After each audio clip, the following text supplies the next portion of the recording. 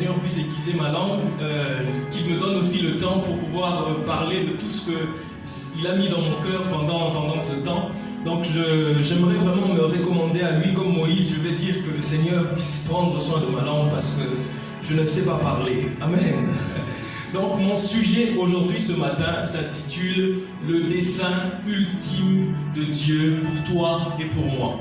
Le dessein ultime de Dieu pour toi et pour moi. J'aimerais dire à nos bien-aimés qui sont en ligne, si tu peux faire un petit exercice. Je ne te demande pas seulement de partager ce lien sur ta page Facebook ou bien sur ton fil d'actualité, mais contacte aussi, envoie ce lien inbox à quelqu'un qui veut connaître, qui doit connaître le dessein ultime de Dieu pour sa vie. Peut-être si tu le partages sur ton fil, la personne ne verra pas, mais si tu l'envoies, sélectionne une personne en particulier qui doit entendre le dessein de Dieu, le dessein ultime de Dieu pour sa vie. Amen. Donc je vais commencer par lire des passages. Est-ce que quelqu'un peut m'aider? Je suis dans le premier passage que j'aimerais qu'on puisse lire, c'est Jérémie 29. Jérémie 29, du verset 11 au verset 11. C'est le premier passage que j'aimerais que nous puissions lire. Jérémie 29, du verset 11. Bon, moi je vais lire ça rapidement. Et ensuite, je vais donner d'autres passages. Donc Jérémie 29, au verset 11, la Bible dit « Car moi je connais les projets que j'ai conçus en votre faveur, déclare l'Éternel. » Je lis dans la version Semeur. Ce sont des projets de paix et non de malheur afin de vous assurer un avenir plein d'espérance. Amen. D'autres versions disent que car je connais les plans, les projets que j'ai pour toi, sont des projets de paix et non de malheur, dit l'Éternel, afin que vous ayez de l'avenir et de l'espérance. Donc c'était ça le premier passage, et j'aimerais aller à notre second passage. Ce sera le livre, l'évangile de Luc, au chapitre 18, au verset 8. Je vais lire au nom de Jésus. La Bible dit « Moi je vous déclare qu'il défendra leurs droits promptement. Seulement, lorsque le Fils de l'homme viendra, trouvera-t-il encore de la foi sur la terre ?» Amen. Et le tout dernier que je lirai se trouve dans Hébreux 11, au verset 6. La Bible dit « Or, sans la foi, il est impossible de lui être agréable, car celui qui s'approche de Dieu doit croire qu'il existe et qu'il récompense ceux qui tournent vers lui leur regard. » Amen. Donc, ce sont les passages que le Seigneur a mis dans mon cœur pour le message de ce matin, le dessein ultime de Dieu. Premièrement, j'aimerais commencer par parler du dessein, la notion du dessein. La notion du dessein est très importante. Je me suis rendu compte qu'au fil du temps, tout ce que Dieu fait, il le fait à dessein. Ça veut dire qu'il n'y a rien que Dieu n'a créé s'il ne l'a pas fait à dessein. Et lorsqu'on parle de dessein, la définition de dessein, du mot dessein, c'est l'intention originelle. Et lorsqu'on parle de Dieu, c'est l'intention originelle de Dieu, l'intention originelle du Créateur. Et c'est aussi la raison de la création d'une chose, donc le dessein. Et on définit ça aussi comme le pourquoi d'une chose. Ça veut dire qu'il y a cette chair est là, mais pourquoi est-ce que cette chair est là? Cette chair est là pour un dessein, pour un but, pour une raison spécifique. Et aujourd'hui, j'aimerais parler du dessein de Dieu pour toi, du dessein ultime de Dieu pour toi et pour moi. Donc je disais que le Seigneur est un Dieu de dessein. Vous allez vous rendre compte que tout ce que Dieu fait, il le fait à dessein. Et comme je l'ai dit, parler de dessein, c'est essayer de définir le pourquoi d'une chose, le pourquoi d'une réalité, le pourquoi d'une situation. Amen. Donc aujourd'hui, on va se rendre compte que l'une des questions les plus complexes de la vie, c'est pourquoi. Si on n'arrive pas à répondre à la question pourquoi, à chaque fois qu'on ne parvient plus à répondre à la question pourquoi, l'insécurité, l'insuffisance s'installe. À chaque fois que la question pourquoi, à chaque fois qu'on n'arrive pas à trouver pourquoi d'une réalité, d'une situation ou de quelque chose en particulier, il y a une forme d'insuffisance, d'insatisfaction. Pourquoi? Parce qu'il y a quelque chose dont on n'a pas accès. Quelque chose qui semble capital mais dont on n'a pas accès. Parce que le pourquoi cherche à définir la raison, cherche à définir le but et cherche à définir les objectifs. Et tout homme a besoin des objectifs définis. Une vie va dans la mauvaise direction lorsque on ne sait plus quel objectif suivre. Ou bien une vie manque de sens lorsque la vie n'a pas un objectif ou une raison définie. Et à chaque fois qu'on n'arrive pas à répondre à la question pourquoi, que ce soit en ce qui concerne notre vie, que ce soit en ce qui concerne les réalités que nous traversons, que ce soit en ce qui concerne la situation ou bien un espace, un territoire dans lequel le Seigneur nous place. Lorsqu'on n'arrive pas à répondre à pourquoi est-ce que ce fait-là, pourquoi est-ce que cette chose-là a été faite ainsi, pourquoi est-ce que Dieu a permis à ce que cette chose soit faite ainsi, une insécurité s'installe. Donc pourquoi, la question du pourquoi est quelque chose d'assez complexe. Vous voyez. Et donc, le dessein, en fait, a un attachement avec le pourquoi. Parce que Dieu fait quelque chose pour. Il crée quelque chose pour. Il permet des circonstances pour. Il établit des choses pour. Et nous allons ici parler rapidement de quelques principes qui sont attachés au dessein. Juste rapidement, nous allons voir quelques principes qui sont attachés au dessein. Donc le tout premier principe que nous allons voir, les principes qui sont attachés au dessein. Le tout premier dit que Dieu est un Dieu des desseins. Je l'ai déjà dit, Dieu est un Dieu des desseins. Notre Dieu, le Dieu que nous servons, n'est pas un Dieu de hasard. C'est-à-dire que lorsqu'il fait quelque chose, il ne le fait pas au hasard. Contrairement à nous autres, il arrive des moments où on dit bon, je vais essayer de faire ça et puis je vais voir ce que ça va donner. C'est le terme que nous utilisons souvent dans les choses que nous faisons. On s'oriente par exemple dans une filière d'études, on entre dans un travail, on commence un business, on se dit toujours bon, on va voir ce que ça va donner. C'est l'expression que nous avons l'habitude d'utiliser. C'est un peu comme se dire bon, on ne sait pas trop ce qui aboutira, mais on espère quand même à ce que quelque chose arrive. Mais Dieu est un Dieu des desseins. Ça veut dire que lui, lorsqu'il entreprend quelque chose, il ne l'entreprend pas pour dire bon, je vais voir ce que ça va donner. Il sait déjà d'avance ce que la chose donnera. Amen. Notre Dieu n'est pas un Dieu de hasard. C'est pourquoi ne pas confondre la puissance de Dieu avec la notion du hasard. Parce qu'on se dit des fois que voilà, Dieu est puissant. Il peut faire des choses pour se faire plaisir. Toutes les choses que Dieu crée, il ne le crée pas pour. Même la petite fourmi qui passe là a un but. A un dessein. Il y a un dessein derrière tout ce que Dieu fait. J'irais même jusqu'à dire que les desseins est la motivation de la création. D'une certaine manière. Parce que Dieu, quand il crée pour que telle ou telle autre chose soit faite. Et si telle ou telle autre chose n'est pas faite, alors Dieu, je ne vois pas pourquoi est-ce qu'il se donnerait la peine de créer ou d'entreprendre quelque chose. Donc j'aimerais dire à quelqu'un, si tu es encore vivant, si tu peux encore marcher, si tu peux encore penser, ou bien si tu peux encore être actif, si tu peux encore être compté parmi les vivants, c'est que Dieu te compte parmi, ou bien fait en sorte que tu sois parmi, ou bien tu sois un élément clé pour ses plans. C'est pourquoi il faut remercier Dieu tous les jours. Quand tu te réveilles, tu es en vie, tu as la bonne santé.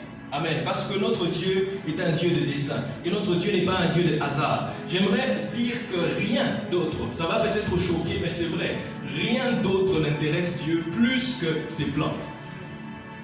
La Bible dit dans Proverbe 19 au verset 21, la Bible dit « Nombreux sont les projets dans le cœur de l'homme, mais les desseins de l'Éternel sont ceux qui s'accomplissent. » Ça veut dire que l'homme a des projets, mais les projets de l'homme ne comptent pas en réalité, parce que ce sont les projets de Dieu qui comptent. Il y a quelque chose qu'il faut savoir, c'est que l'homme fait partie des desseins et des projets de Dieu. Mais les projets de l'homme, par contre, ne font pas forcément partie des desseins et des projets de Dieu. Donc l'homme fait partie des projets et des desseins de Dieu, l'homme lui en soi. Mais les projets de l'homme, c'est là que la question se pose, c'est là qu'on commence à se poser des questions. Moi-même, tel que je suis là, je fais partie du plan de Dieu. Mais est-ce que mes ambitions, mes projets à moi font partie du plan de Dieu? La Bible dit que ce sont les projets, les desseins de l'Éternel qui prévalent, qui s'accomplissent. Ça veut dire que les desseins de l'Éternel ont plus de valeur que mes desseins, ont plus de valeur que mes projets. Pourquoi? Parce que Dieu veille sur les desseins. Et vous allez vous rendre compte que toutes les choses, tous les projets des hommes qui ont une influence sur le monde, toutes les choses que l'on voit sortant soi-disant d'un homme. Aujourd'hui, beaucoup d'hommes ont innové dans beaucoup de domaines. Vous allez vous rendre compte que toutes ces choses, si on a pu les voir, si on peut vivre, si on peut expérimenter, ou bien si on peut être partie de ça. Aujourd'hui, par exemple, il y a beaucoup de choses qui ont été faites. Le micro, par exemple, c'était un projet de quelqu'un. Un homme voulait amplifier les voix. Et il a eu le projet, il a eu un dessein de créer un micro. Et ensuite, le micro qu'il crée nous permet à nous de pouvoir parler de manière audible. C'était le projet de quelqu'un. Mais si c'est arrivé à réalisation, c'est parce que Dieu a voulu que ce soit le cas. Ça veut dire que Dieu a accordé à cet homme qui a pensé au micro la permission de pouvoir réaliser ce qu'il avait réalisé parce que ça entrait dans les projets de Dieu. Amen. Et Dieu a permis à celui qui a créé le direct, à celui qui a créé l'application Facebook, à celui qui a créé le réseau social, ainsi de suite, d'arriver à la fin de ces projets parce que ces projets cadraient avec la volonté de Dieu. N'eût été ça, personne ne m'aurait écouté comme on le fait maintenant. Je suis sûr que maintenant nous sommes déjà nombreux et qu'on a déjà partagé comme il se doit. Amen.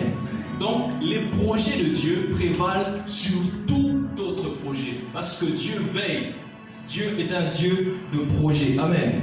Et dire cela, dire que tout ce que l'on vit, tous les projets des hommes que l'on voit maintenant, palpables, dire que ce sont des projets qui ont été permis par Dieu, revient aussi à dire qu'il y a des choses, il y a des projets, ou bien des desseins qui vont à l'encontre des projets de Dieu et que Dieu calme, si je peux employer le mot, que Dieu empêche.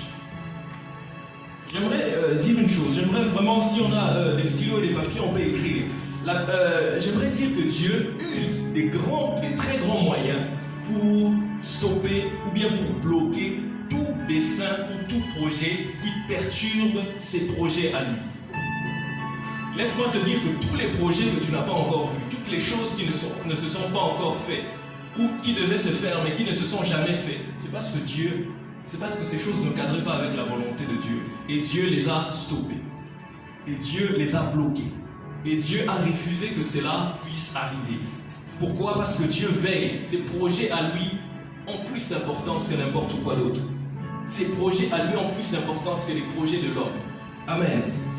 Donc, une question nous vient par rapport à ces propos, c'est que voilà, il y a des projets qui vont à l'encontre des projets de Dieu. Ça veut dire que d'une certaine manière, les projets de Dieu peuvent être combattus.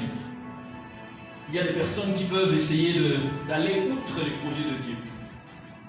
Oui, il y a des personnes qui peuvent essayer d'aller outre les projets de Dieu parce que les desseins de Dieu, les projets de Dieu, est une manière indirecte de traduire sa volonté.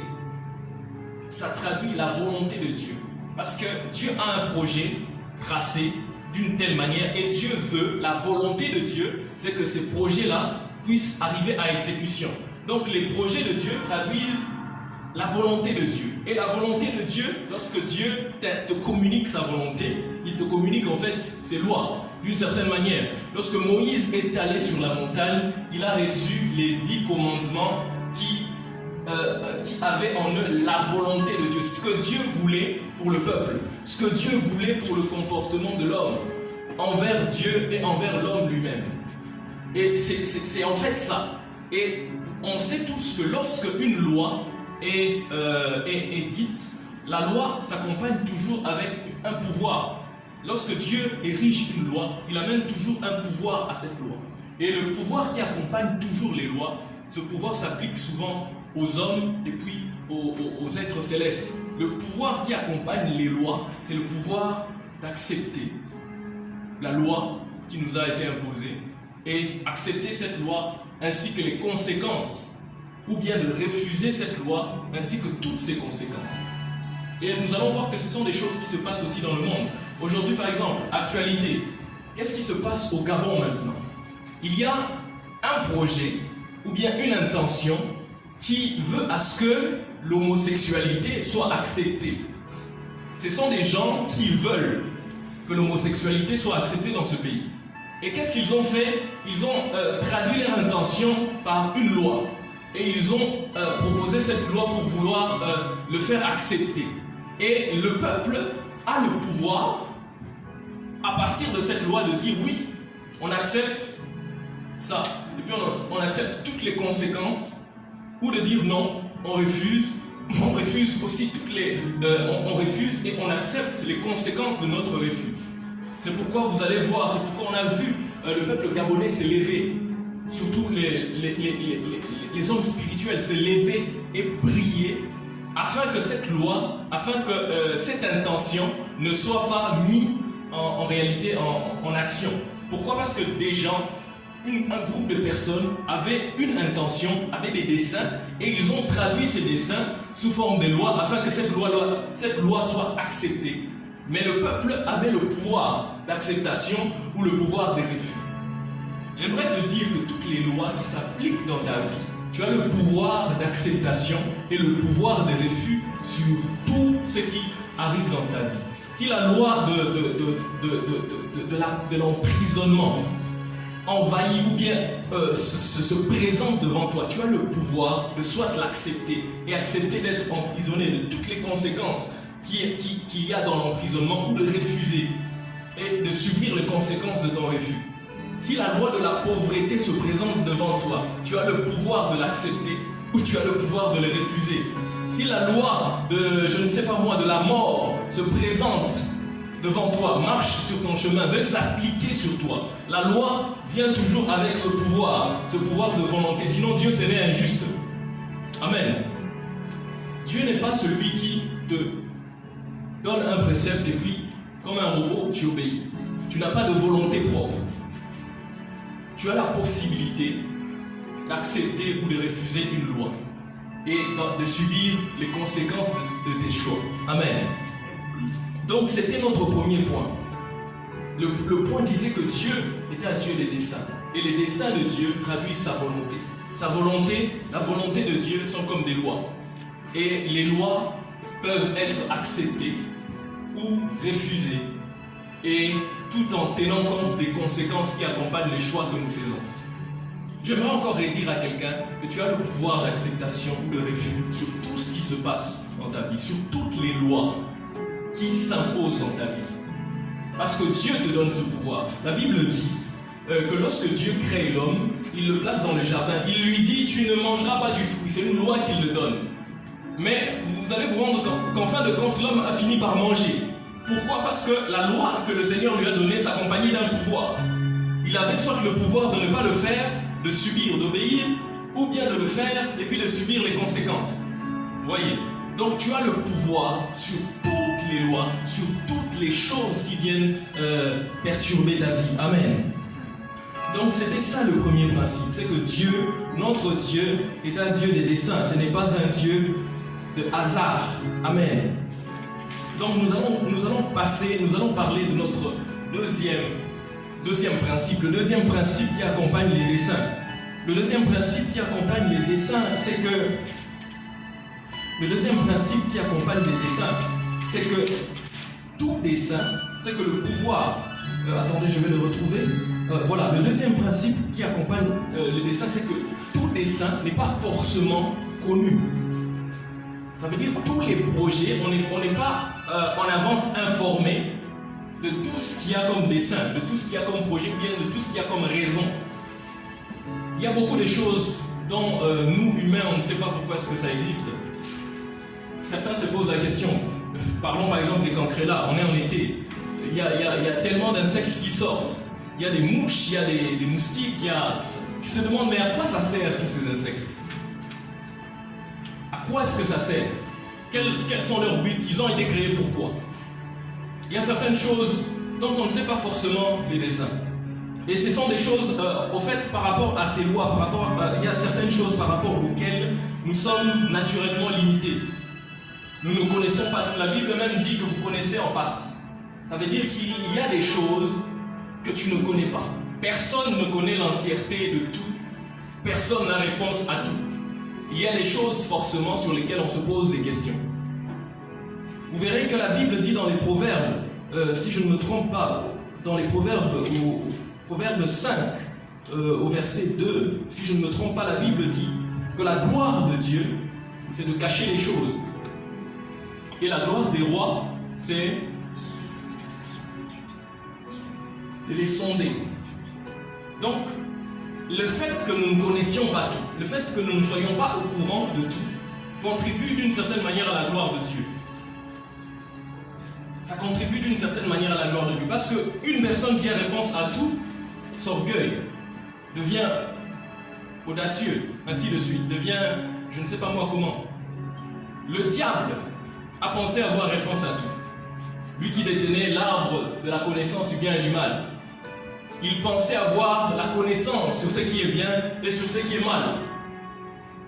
Pourtant, seul Dieu, la Bible dit que la connaissance de toutes choses est réservée à Dieu. Amen. La connaissance de toutes choses est réservée à Dieu. Et le Seigneur a veillé à ce qu'il le chasse pour cela. Et il a voulu inculquer ce caractère-là à l'homme. Il a dit, non, si tu manges de ce fruit, tu deviendras comme Dieu. Tu deviendras comme Dieu, connaissant le bien et le mal. Ça veut dire que tu n'auras plus besoin de chercher. Tu ne donneras plus gloire à Dieu. Parce que Dieu prend gloire à cacher les choses que l'homme doit chercher à découvrir. Mais si l'homme n'a plus cette envie de vouloir découvrir de Dieu, c'est que l'homme se prend pour Dieu lui-même. Laisse-moi te dire que Dieu a horreur des cœurs, Dieu a horreur des cœurs souillés. Et qu'est-ce qui s'est passé? Le Seigneur a chassé Adam du Saint des Saints. Pourquoi j'appelle ça le Saint des Saints? Parce que vous allez vous rendre compte que le jardin d'Éden a une similitude, ou c'est l'image en fait du Saint des Saints. Si vous lisez dans Genèse, au chapitre 4, vous allez voir que lorsque Adam pêche, le Seigneur lui a maudit, il lui dit, la Bible dit qu'il chassa Adam de la terre du jardin d'Éden pour lui remettre dans la terre où il a été tiré. Ça veut dire que le jardin d'Éden était une terre différente de la terre où Adam avait été tiré. Amen. Et ça me rappelle aussi lorsque Moïse a rencontré le Seigneur. Moïse était là, le buisson ardent était ici. À supposer qu'il y a cette ligne-là, Moïse vient avec ses chaussures, il piétine la terre dans laquelle se trouvait le buisson ardent. Le Seigneur lui dit, non, tu t'es trompé de terre. Ce n'est plus la même terre. Il lui dit, enlève ses chaussures, parce que cette terre dans laquelle tu te tiens est une terre sainte. Et vous allez vous rendre compte que c'était pareil dans le jardin d'Éden. Le Seigneur chasse Adam et le fait sortir du Saint des Saints pour lui permettre d'accéder juste au lieu saint. Pourquoi j'appelle ça lieu saint? Parce que lorsque Caïn a péché, il a encore été chassé. La Bible dit, Caïn dit au Seigneur, tu me chasses maintenant de cette terre, j'irai maintenant loin de toi. Ça veut dire que dans la seconde terre où Dieu a mis Adam, le Seigneur avait quand même accès à Adam, mais pas dans la même dimension que dans le jardin d'Éden. Et lorsque Caïn a été chassé loin, il a été chassé, vous allez vous rendre compte qu'il a été chassé loin, et c'est alors qu'il a commencé à faire des nations. Donc le Seigneur prend tous les moyens utilise tous les moyens possibles pour empêcher à ce que les mains souillées, à ce que les cœurs souillés ne puissent pas avoir accès en réalité à la vie, avoir accès en réalité à sa gloire, parce qu'il veut que nous puissions dépendre de lui, que nous puissions sonder ses pensées. Vous allez vous rendre compte que lorsque l'homme a péché, la Bible dit que Dieu s'est arrangé de telle sorte que l'homme n'ait plus accès au jardin, que l'homme n'ait plus accès à l'arbre de vie. Pourquoi? Parce que un corps souillé, parce qu'un cœur souillé avec des ambitions mauvaises ne peut pas produire ou bien ne peut pas durer éternellement. Imaginez que l'homme avec son péché s'avance et touche à l'arbre de vie. Lui avec son péché allait continuer d'éternité en éternité. Et c'est ce qui se passe aujourd'hui dans nos assemblées. Des mains pécheresses veulent avoir accès à la vie, à la gloire de Dieu. Nous verrons des personnes dont l'Esprit de Dieu n'opère plus, dont la gloire de Dieu est déjà partie, mais vouloir avoir accès à l'arbre de vie. J'aimerais dire à quelqu'un, ça va peut-être te faire mal, mais c'est vrai. Désolé de dire ça à chaque fois. Que certaines choses, Dieu ne te permet pas d'accéder à certaines dimensions.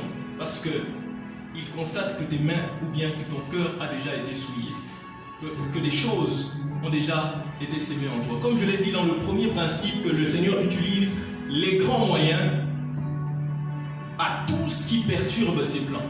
Et l'une des choses qui a perturbé le plan, l'une des premières choses qui a voulu perturber le projet de Dieu, qu'on n'aura jamais à voir s'accomplir, c'est que l'homme, avec son péché, touché et mangé du fruit de l'arbre de vie.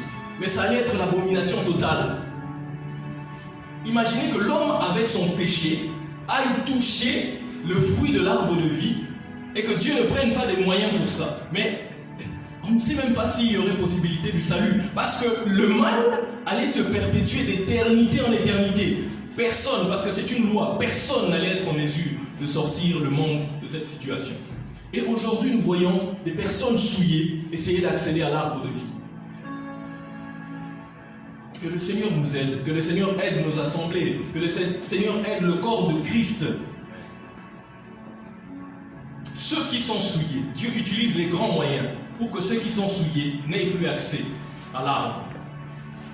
Adam souillé ne pouvait plus manger de l'arbre de vie parce que son corps ne reflétait plus le Seigneur. Et vous allez vous rendre compte qu'une autre chose qu'on n'aura jamais à voir, qu'on n'aurait jamais un autre dessein, un autre projet, que le monde ne verra jamais. Ça s'est passé à l'époque de Nimrod. Lorsque les peuples se sont rassemblés, ils se sont dit, ok, on va essayer de rentrer vers l'arbre de vie. Ils se sont assemblés, ils ont dit, ok, mettons-nous, bâtissons, construisons une ville et construisons une tour qui monte jusque vers Dieu, qui essaye de rentrer dans la dimension du Saint des Saints. Et le Seigneur est venu, il a regardé ce qu'il planifiait. Il dit non, des mains souillées, cette terre-là, ces hommes-là ne peuvent pas venir vers moi. Alors il a utilisé les grands moyens. Il les a éparpillés. Nombreux aujourd'hui sont des personnes souillées qui veulent faire descendre, veulent avoir accès à la vie. Et puisque le Seigneur ne permet pas à certaines personnes d'avoir accès à la vie, ces personnes se lancent dans beaucoup de choses. On se rend compte que le business est entré dans l'église, le divertissement est entré dans l'église. Certains parlent de showbiz. En anglais, on dit entertainment, ça veut dire divertissement. Et ce sont des choses pour lesquelles le Seigneur a horreur. Pourquoi? Parce qu'en réalité, il y a des personnes qui n'ont plus accès à l'arbre de vie, mais essayent de trouver des raccourcis pour donner la même impression.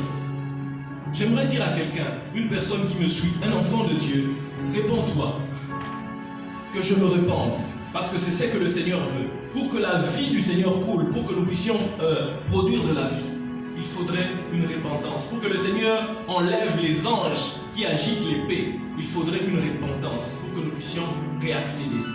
Amen. Donc ça, c'était le deuxième principe. Je reviens au deuxième principe qui disait que tous les desseins ne sont pas forcément connus. Et le fait que tous les desseins ne soient pas connus entraîne certaines conséquences. Vous savez, la plus grande conséquence, lorsque tu ne connais pas la raison d'une chose, c'est que voilà, tu abuses de la chose. Si tu ne sais pas pourquoi est-ce qu'une chose existe, ou bien la raison de la chose, tu utilises cette chose, mais pas comme il se doit. Abuser, en fait, si vous essayez de suivre le mot abuser, c'est au fait une forme d'abréviation. En anglais, on dit abuse. Use veut dire utiliser, usage. Et vous verrez qu'à chaque fois qu'on ajoute ab devant un mot, ça donne le contraire du mot. Il y a le mot normal et il y a abnormal. Ça veut dire pas normal, contraire au normal. Abuser, c'est utiliser quelque chose, mais pas comme il se doit. Et vous allez vous rendre compte qu'à chaque fois que tu ne sais pas, si je ne sais pas à quoi sert le micro, je ne vais pas l'utiliser comme il se doit. Je vais abuser de cela. Je vais abuser du micro. Le Seigneur met le Seigneur est magnifique. Le Seigneur met des choses à notre disposition dont nous ne savons pas forcément à quoi ça sert. Et nous allons nous rendre compte que nous avons abusé de tellement de choses que le Seigneur a mis à notre disposition. Amen. Si tu ne sais pas à quoi ou bien quel est le dessein derrière l'alcool, je vais prendre un exemple général. Tu vas abuser de l'alcool. Aujourd'hui, il y a beaucoup d'abus d'alcool. Il y a beaucoup des alcooliques. On les appelle alcooliques parce que la dose normale de l'alcool qui devait entrer dans ton cœur ou bien dans ton corps. La dose normale de l'alcool serait un médicament. Ça veut dire que ça va purifier, ainsi de suite. Mais lorsque tu en fais quelque chose d'à chaque fois, tu abuses de cela. Je n'encourage personne à prendre de l'alcool. D'une certaine manière, nous avons tous à utiliser de l'alcool. Quand tu te blesses, tu utilises l'alcool. Juste ça. Et certains le recommandent, certains médecins le recommandent pour telle ou telle autre raison. Mais aujourd'hui, puisque nous ne savons pas quel est le plan ou bien la raison derrière l'existence de l'alcool, parce que si Dieu a permis à ce que l'alcool existe, c'est parce que ça entre dans le plan de Dieu, comme on a dit au début. Et si on ne connaît pas ça, on va abuser de cela. Aujourd'hui, les jeunes, les vieux, dans toutes les générations, on abuse du sexe. Il y a des gens qui sont devenus esclaves de cela, impudiques, accros à beaucoup de formes de choses. Pourquoi? Parce que en réalité, le sexe a été fait pour un usage normal. Mais puisque l'homme ne sait pas en réalité le dessein derrière ça, n'a pas compris le dessein, il abuse de cela. Et en même temps, l'abus te détruit.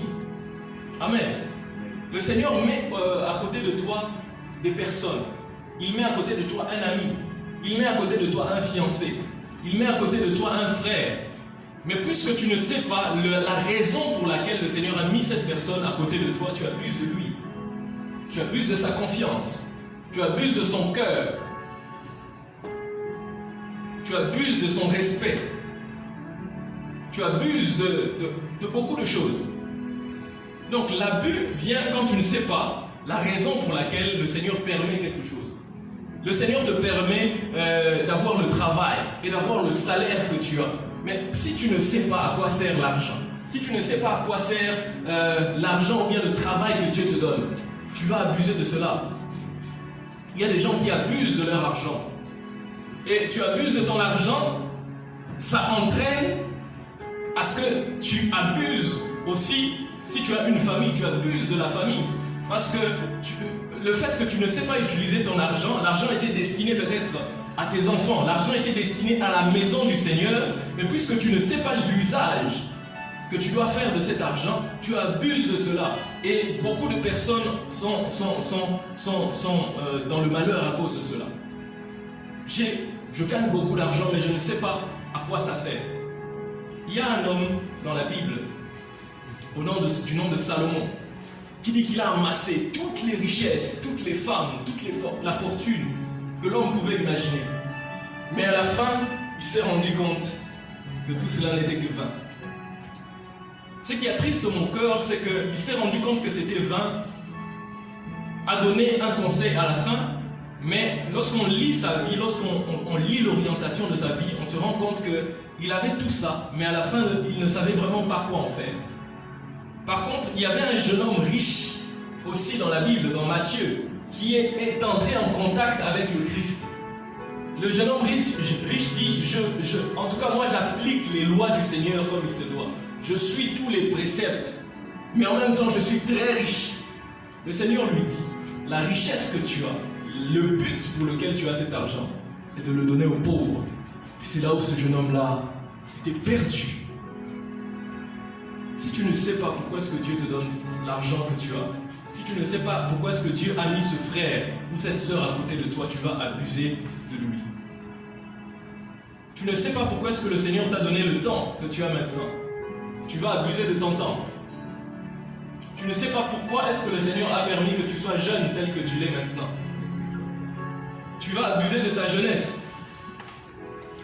Tu vas passer ta jeunesse à faire ce qu'il ne faut pas faire. Et cela va t'amener hors du plan de Dieu. Amen. Dis à quelqu'un, cherche le dessein de Dieu par rapport à toute chose dans ta vie. Évite l'abus. Il y a beaucoup de gens qui abusent maintenant de l'onction.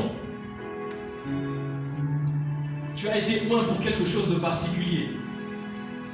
Mais tu n'as pas cherché le Seigneur pour savoir pourquoi est-ce que j'ai été oint. Et on voit beaucoup de gens abuser de leur onction. Ça veut dire vouloir faire au-delà de ce à quoi ils sont appelés. Et cela amène de l'hérésie, cela amène beaucoup de mauvaises choses dans la maison du Seigneur. Que le Seigneur nous fasse grâce. Que le Seigneur nous fasse grâce afin que nous ne puissions pas tomber dans ces choses, dans l'abus. Donc le quatrième principe, je chute déjà, le quatrième principe dit qu'il ne faut jamais chercher le dessein d'une chose dans la chose, mais il faut le chercher qui est le créateur de la chose. Amen. Donc le dessein de quelque chose, le dessein d'une réalité ou bien d'une circonstance, on ne demande pas à la circonstance, je ne demanderai pas au micro, je ne demanderai pas à la chair, chair, pourquoi est-ce que tu es là? La chair ne me répondra jamais. Je ne vais pas demander au piano, pourquoi est-ce que tu es là? Le piano ne me répondra jamais. Il faut que je demande à la marque, à l'inventeur, à quoi ça sert. C'est pourquoi vous verrez que toutes les personnes qui inventent ou qui créent des choses, ils mettent toujours le mode d'emploi et puis mettent le but, ils spécifient tout. De même, chacun d'entre nous, lorsqu'il a été créé, il a une étiquette qui définit tout ce qu'il doit faire, qui définit toutes ses qualités, toutes ses compétences. Et généralement, nous ne nous retournons pas pour voir bon, à quoi est-ce que je sers. C'est écrit quoi ici? Amen. C'est pourquoi beaucoup de gens ont une vie sans, sans motivation, sans objectif, sans raison. La raison, ou bien l'objectif, ou bien le dessein transcende tout. Si tu as un objectif, tu continues à marcher, tu continues à espérer, tu continues à avancer. Amen. Et beaucoup d'entre nous tombent dans le piège de ne pas savoir, de ne pas lire l'étiquette de notre propre personnalité. Or, le Seigneur place toujours comme un concepteur. La Bible dit que nous sommes comme des jarres, c'est lui le potier. Et lorsqu'il a créé poterie Kéoli, lorsqu'il a créé poterie Abraham qui joue au piano, il a mis toutes les caractéristiques d'Abraham, tout ce qu'Abraham doit accomplir dans sa vie. Et chacun d'entre nous a cela. Et la question de savoir le dessein, tu ne le demandes pas à la chose, mais au créateur de la chose. Aujourd'hui, le monde tombe dans le chaos parce que nous ne demandons pas à la personne qu'il faut le dessein derrière telle ou telle autre chose. Vous verrez maintenant des nations, des gouvernements demander à d'autres nations pourquoi est-ce qu'ils existent. Une nation puissante va aller demander à une autre nation, mais pourquoi est-ce que toi tu existes? Je peux t'écraser. Pourquoi est-ce que tu existes? Je peux te dominer. Vous verrez une race, c'est quelque chose qui est très courant. Vous verrez une race demander à une autre race, mais à quoi tu sers? C'est alors que ça crée des troubles dans le monde. Une race qui essaie de dominer l'autre parce que cette race ne voit pas l'importance ou ne trouve pas la valeur dans l'autre. Et il y a des manifestations partout sur le net. Respectez-nous, respectez notre couleur, nous servons à quelque chose, ainsi de suite. Donc, lorsque nous ne connaissons pas les buts, on abuse de la chose. Et la meilleure manière, ou bien le chemin vers la vue de la chose, c'est d'essayer de demander à la chose pourquoi est-ce que la chose existe. Par exemple, j'ai pris l'exemple des cancrelats. Si tu demandes à un cancrelat pourquoi est-ce que tu es dans ma chambre maintenant? Pourquoi est-ce que tu es là? Qu'est-ce que tu viens faire? Il ne va jamais te répondre et tu vas certainement le tuer parce que tu vas le trouver nuisible. Cherchons le but chez celui qui a créé la chose, pas chez la chose. J'aimerais t'exhorter à chercher le but chez le créateur de la chose. L'abus s'installe lorsque nous ne comptons plus, nous ne cherchons plus la valeur en l'autre. J'abuse de l'autre lorsque je ne vois que moi. Je ne sais pas pourquoi est-ce qu'il doit être là. Je suis dans un mariage, mais je ne connais pas en réalité à quoi sert une femme. Je suis dans un foyer, je ne connais pas en réalité à quoi servent des enfants. Tout ce que je vois, ce n'est que moi. Et je vais finalement finir par abuser de cela. C'est comme si je me posais la question, mais à part moi, pourquoi est-ce que toi aussi tu existes? Pourquoi est-ce que tu es là? Pose la question à la bonne personne. Amen. Et nous allons chuter à notre dernier principe sur le dessein ou sur le but. C'est que la connaissance du dessein est la clé de la plénitude de l'espérance. Et c'est ce qui va nous introduire dans la conclusion pour la compréhension de notre message. Donc je disais que la connaissance du dessein, ou la connaissance de la raison, est la clé de la plénitude d'espérance. Donc ça veut dire que si tu connais la raison, tu as le plein d'espérance. Et je vais expliquer ça. Amen. Donc, je vais expliquer ça en revenant sur le message de base que nous avions au début de notre enseignement. Parce que l'enseignement est intitulé « Le dessein de Dieu pour toi et pour moi ». Et ce dernier principe, le cinquième, si je me trompe, ou le quatrième, qui parle de la connaissance du but, va nous répondre, va nous permettre de comprendre en réalité les desseins de Dieu pour toi et pour moi. Donc, dans Jérémie 29, 11, la Bible dit que j'ai des projets de paix et non de malheur, dit l'Éternel, afin de vous garantir un avenir plein d'espérance, un avenir et de l'espérance. On va se rendre compte qu'il y a deux termes qui ont été utilisés, le terme avenir et ensuite le terme espérance. Un avenir et de l'espérance. Pourquoi est-ce que ces deux termes ont été utilisés? Ces deux termes sont là parce que l'un dépend de l'autre, d'une certaine manière. Tu peux avoir un avenir, mais ne pas savoir que tu as de l'avenir. Dieu peut te mettre quelque part, où en réalité tu as un avenir, mais tu ne sais pas que tu as un avenir dans cet endroit où Dieu te place. Je vais prendre une illustration.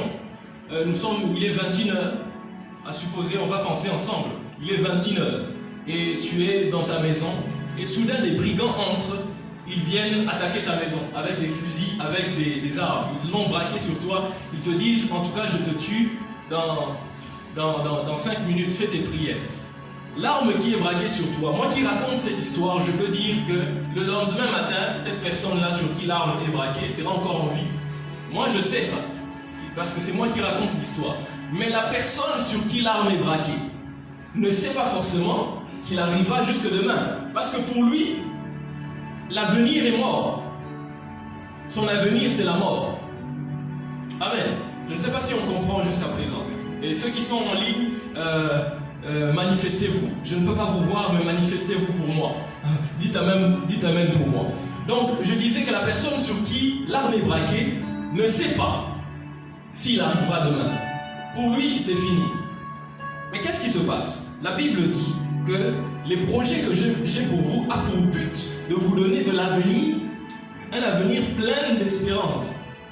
Ce sont deux termes qui ont été utilisés de manière étroite. Et je vais revenir sur les circonstances dans lesquelles ces paroles ont été dites de Jérémie. Quand est-ce que Jérémie a prononcé ces paroles? La circonstance, c'est que le peuple d'Israël n'était plus en Israël. Ils étaient déportés à Babylone, dans un royaume étranger, sous un roi étranger, sous un règne étranger, sous une domination étrangère. Et au début, lorsque vous allez lire le verset entier, vous allez vous rendre compte qu'au début, qu'est-ce que Jérémie leur dit? Il leur dit, en tout cas, vous êtes là-bas, mais ne vous réduisez pas en nombre. C'est l'une des premières choses qu'il leur a dit. Ça veut dire, ne mourrez pas. Il leur dit, mariez-vous, extension, ayez des enfants, croissez. C'est ce qu'il leur dit. Il leur dit, ne mourrez pas, ne diminuez pas en nombre, mais croissez, grandissez, expandez-vous à tous égards devant les Babyloniens. Mariez vos filles, mariez vos enfants à Babylone. Et le Seigneur me faisait comprendre qu'en réalité, ça a beaucoup à voir avec la circonstance du monde maintenant. La Bible dit que le monde maintenant est sous la domination d'un autre roi, sous la domination du diable. Et la domination du diable fait en sorte que certaines choses, il y a certaines limites dans nos pensées par rapport à certaines choses. On se dit que certaines sphères, on ne peut pas atteindre certaines sphères, on ne peut pas s'expandre à une certaine dimension parce que nous sommes dans un royaume qui n'est pas le nôtre. C'est le diable qui domine ce royaume. C'est l'ennemi qui domine. On est dans un royaume étranger, nous sommes à Babylone. Et vous verrez que même dans Apocalypse, lorsqu'on parle de la terre, lorsqu'on parle du monde, la Bible utilise le nom, on dit que c'est un nom symbolique. Ils utilisent le nom de Babylone et Égypte pour parler de la situation de la terre, de la situation de Jérusalem en ce moment-là. Donc le Seigneur leur dit, à Babylone, croissez. Aujourd'hui, l'Église se retrouve dans une situation telle qu'on se dit, bon, le monde ou bien certaines sphères appartiennent aux Babyloniens. Nous sommes des Juifs, nous servons Dieu, donc on doit rester cloîtrés. On n'a pas besoin d'aller se côtoyer le monde. On n'a pas besoin d'aller influencer quelque part. On va nous tuer si on essaye. Le Seigneur leur dit non. Ne vous réduisez pas en nombre. Ne restez pas là où vous êtes. Mariez-vous. Allez. Grandissez. Devenez une nation grande. Une nation puissante. Ce sont les recommandations de l'Éternel. L'Éternel leur exhorte à ne pas perdre d'une certaine manière espoir. Parce que c'était leur mentalité en ce moment-là. Ils étaient à Babylone et tout l'espoir était parti. Ils n'avaient plus d'espoir. Alors le Seigneur leur dit, en tout cas, vous êtes à Babylone, mais les projets que j'ai pour vous à Babylone sont des projets de paix et non de malheur, afin que vous ayez un avenir. Ça veut dire que vous êtes à Babylone, vous êtes des esclaves. Il y a constamment ce fusil braqué sur vous. Mais moi, je vous envoie cette parole pour vous dire que, en réalité, vous allez arriver jusqu'à demain matin. Amen. Donc, moi qui ai raconté l'histoire de la personne sur qui le fusil est braqué, je dis à la personne sur qui le fusil est braqué, tu as le fusil braqué sur toi, mais ne t'inquiète pas, tu arriveras jusqu'à demain matin. Et après-demain, tu seras encore en vie. Amen. Lorsque tu connais les plans et les desseins de Dieu, c'est alors que tu as de l'espérance. Et lorsque tu as de l'espérance, tu as de l'avenir. Lorsque tu espères, tu as de l'avenir. Le moment où tu cesses d'espérer, ton avenir est compromis. Dès le moment où tu arrêtes d'espérer, ton avenir est compromis. Salomon pouvait dire que pour tout ce qui vit, il y a de l'espoir. Et un chien vivant vaut mieux qu'un lion mort. Amen. C'est-à-dire que je commence une affaire, je commence un business, je m'engage dans le mariage, je m'engage dans les ministères, je m'engage dans telle filière, dans telles études. Dès le moment où je perds espoir en ce que je fais, mon avenir dans ce domaine-là est compromis. Amen. Dès le moment où je perds espoir dans ce que j'entreprends, mon avenir est compromis. Tu es un homme de prière, tu pries pour telle ou telle chose. Dès le moment où tu perds espoir dans la prière que tu fais, ton avenir en tant qu'homme de prière, en tant que femme de prière s'arrête.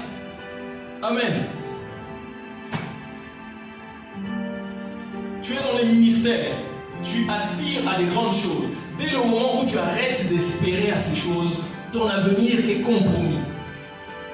Ça veut dire que tu n'as plus d'avenir. Donc on se rend compte que l'espérance crée l'avenir. Quand tu espères, tu te donnes la chance d'avoir un avenir. Quand tu espères, tu te donnes l'opportunité de penser à un avenir. C'est pourquoi les personnes vivantes qui sont en réalité mortes sont des personnes qui vivent sans espérance. Il y a des personnes qui sont en vie, mais sans espérance. En réalité, ce sont des personnes mortes. Pourquoi? Parce qu'ils n'espèrent plus en rien. Le pasteur Charles pouvait dire hier, dans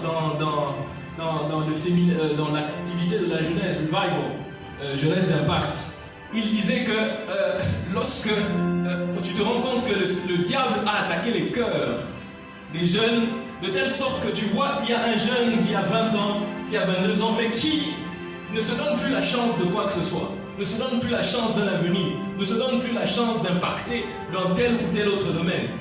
Ça veut dire que d'une certaine manière, il se limite, soit parce qu'il se dit que voilà, je suis à Babylone, soit parce qu'il se dit qu'il y a telle forteresse au-dessus de moi, le roi de Babylone, il y a tel prince, il y a telle entité, il y a telle autorité de domination sur ma vie. Je ne peux pas être celui qui impacte, je ne peux pas être celui qui apporte, je ne peux pas être celui qui fait grandir. Et l'avenir est compromis de cette manière-là. J'aimerais dire à quelqu'un que le Seigneur a des projets, la nature des projets du Seigneur, c'est que ce sont des projets de paix. Mais quels sont ces projets? Ce sont des projets qui ont pour but de te donner de l'espérance. afin d'avoir un avenir. C'est comme ça que nous devons voir ce texte. Donc le but, c'est que tu aies de l'espérance, afin que tu aies un avenir.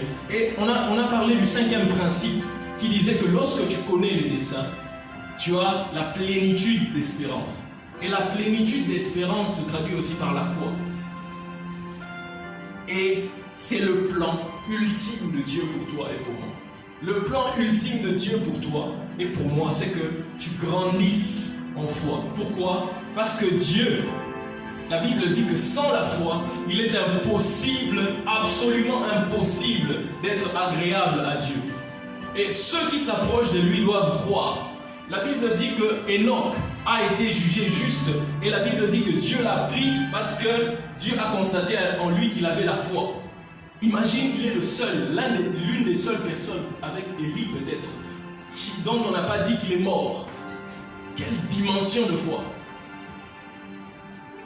La vie éternelle avait déjà arrêté, mais sa foi a fait ressusciter la notion de vie éternelle parce qu'il n'est pas mort.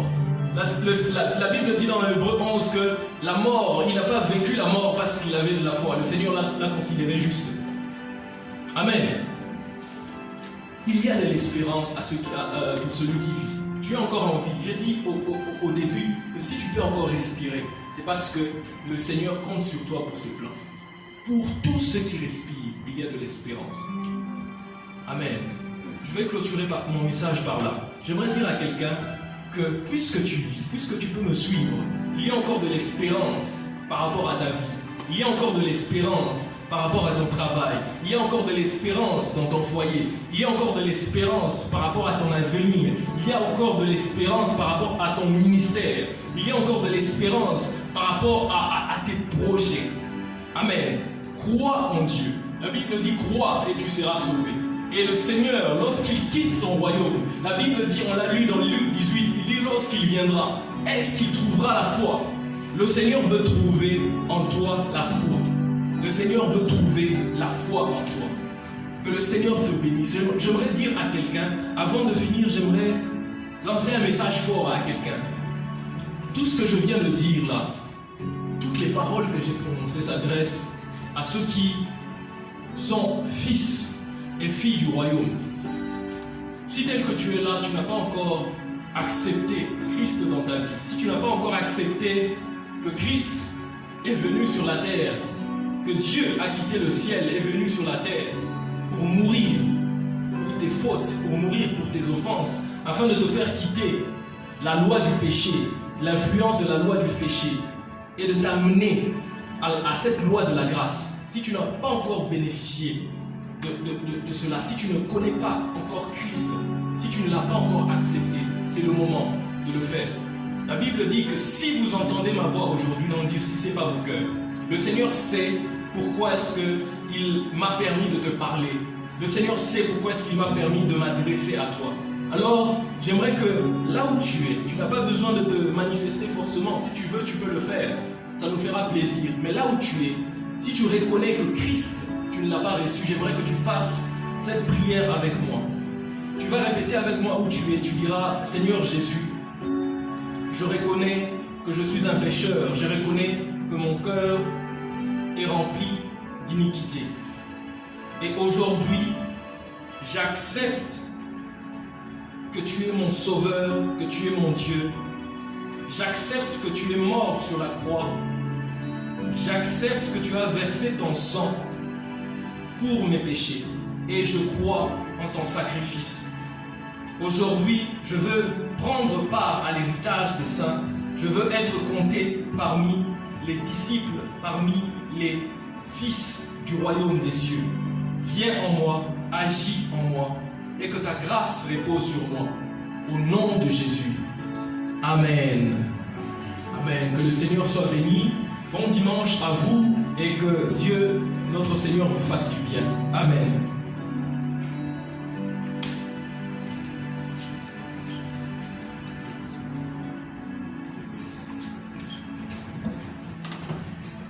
Alléluia. Sans